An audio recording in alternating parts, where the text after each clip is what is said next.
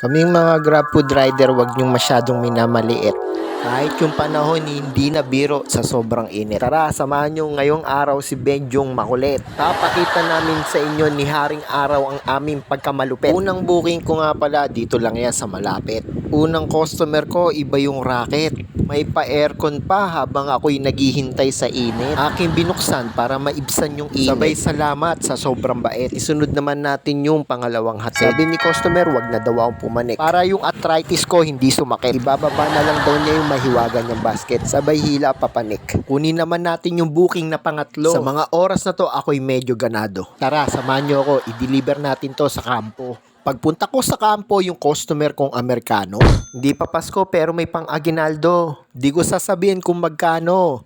Sikreto. Tapos bigyan natin si Lolo. Tapos kunin na natin yung booking na pang-apat. Pagtapos kong dumaan sa street ng Bocobo. Pagkapasok ko sa mall, yung katawan ko sa init para pa rin niluluto. Pagkakuha ko ng pagkain, hindi na ako naghintay sa customer, sabay bigay. Pagkabigay ko ng pagkain, ako'y umuwi. Para naman ako'y kumain sa bahay.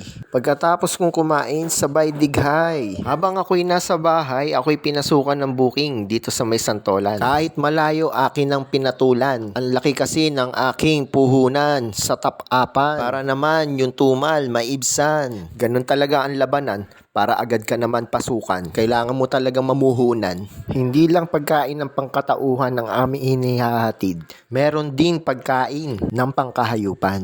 Tara, samahan niyo akong i-deliver. Dito lang yan banda sa may Katipunan. Pagkatapos kong ibigay kay sir yung order, isunod naman natin yung isa kong order. Hindi ko naman alam kung saan dito si customer. Sinabi ko na lang, andito ako sa may corner. Hindi ko naman mabasa yung mga letter. Dito sa Robinson, nakita kong naglalakad si Emerson. Mga ngitian, mukhang kay Grab Food nakapag-loan.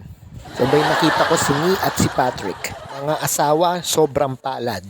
Sila lang yata yung rider na kilala kong walang cellphone na dikipad. Di tulad nung iba kong kakilala, kung san-san na lang napapadpad. Last booking ko ngayong gabi. Kunin natin sa bunganga ng Tigre. Pagkahatid ko sa customer, agad naman ako dumiretso kay kumpare para kumain ng chicken. May kasamang sabaw ng pares. Medyo maliit lang yung kanilang place. Pero yung pagkain, napakasarap ng taste. Kaya wala kang makikitang tira-tira o waste. Kaya sa pare ko, salamat sa iyong hinain. Yung bayad ko bukas sa GCash na lang ako magka-cash in.